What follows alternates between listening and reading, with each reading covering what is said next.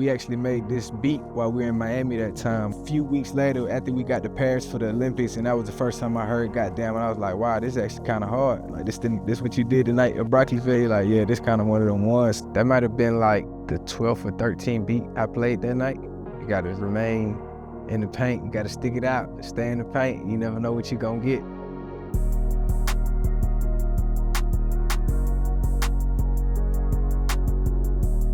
We were cooking up in Miami, you know, we were going from scratch, pulling loops, just made some music. My friend J.Kari, he had sent me a file with this melody in it, and I just loved it so much, I just saw the vision. Chopped it all up and got the shit to what it is. So this is what the original melody sounded like.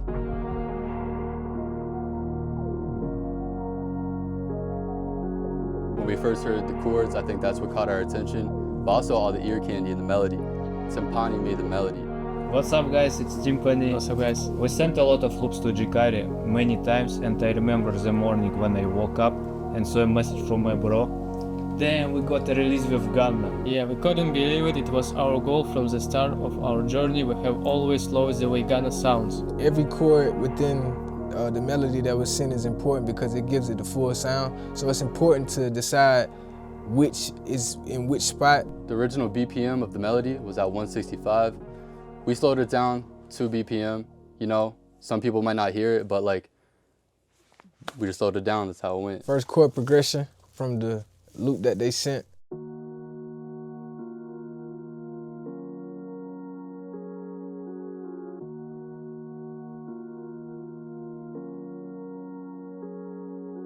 First plugin is called Filmmaker. This is our favorite plugin, one of our favorites. Brainworks Refinement. We use this plugin very often. This plugin softens the high frequency with a filter and adds saturation. Right after that, there were some bells that had in the loop. I wanted to make sure, you know, that like the beat started with that.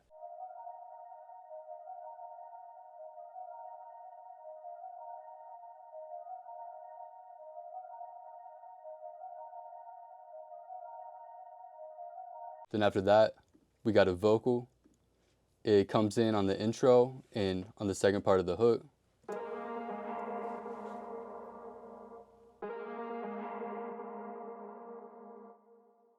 Valhalla Vintage Burp. It's our favorite plugin, favorite reverb. So the next sound that's in there is just a pad to back up the chords.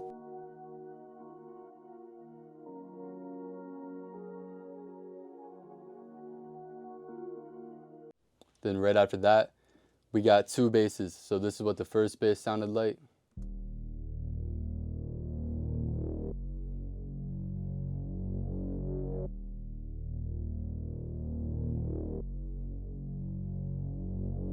And here's what the second bass sounds like.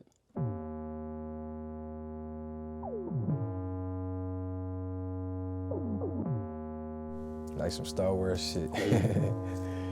We got a vocal that comes in just every so often on the 8th bar. Here's what that sounds like.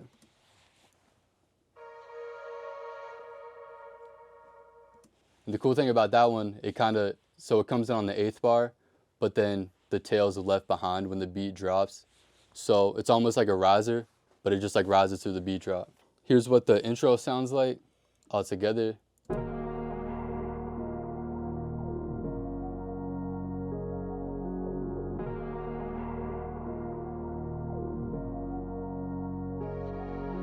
Right after that, we got a lead that comes on.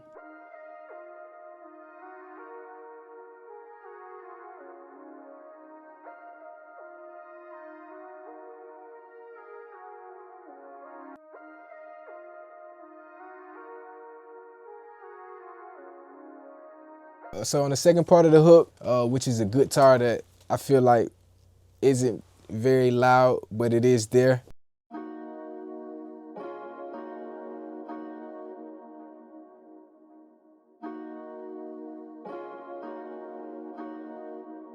Yeah, the way that guitar comes in on the second part of the hook, I feel like the way Gunna was on the beat, he kind of like took it to the next step when that guitar and kick came in at the same time, and his flow just kept going.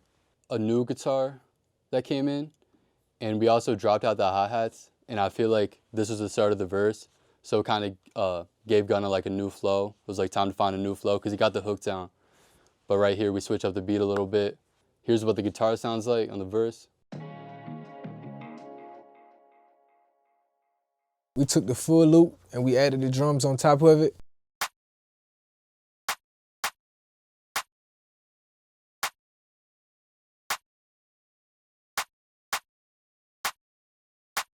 Then next, we went to the 808 just to give it that bounce.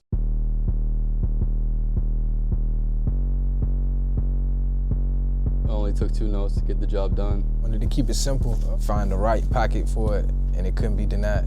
And actually find the 808 that would hit hard enough whenever we took the sub bass lines out. I added the hi-hat, just a simple, steady.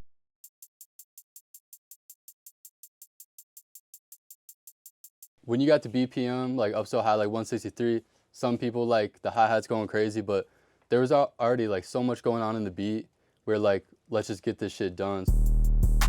Right after that, we went into the open hat. We kept that pretty simple to give it a little bit more bounce. One more snare sound.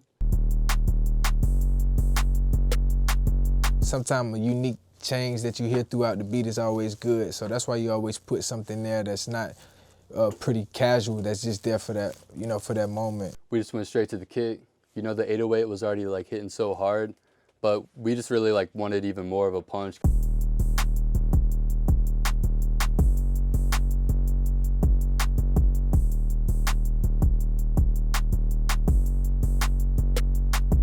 So sometimes you just need the kick just to add a different section to diversify hooks and verses and things like that and just give it a different feel.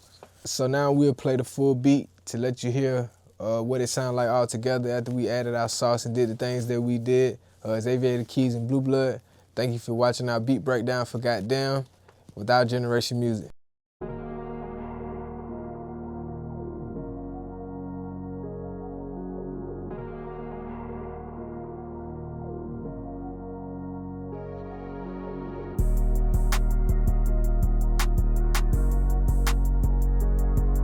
Once I kind of knew it was a hit song was kind of like when he put the snippet on Instagram, and the snippet kind of did well, and we just kind of just pivoted out the snippet. And man, I feel good about the success of the song. You know, I've been in this shit so long. One thing you always want, like when you get the records recorded, you just like really cross your fingers and hope that comes out. Always goes back to the music, you know. You never know what's gonna go, what's not gonna go, so it's kind of like special just to see the gift and how it comes about, you know. More motivation, just my family, man.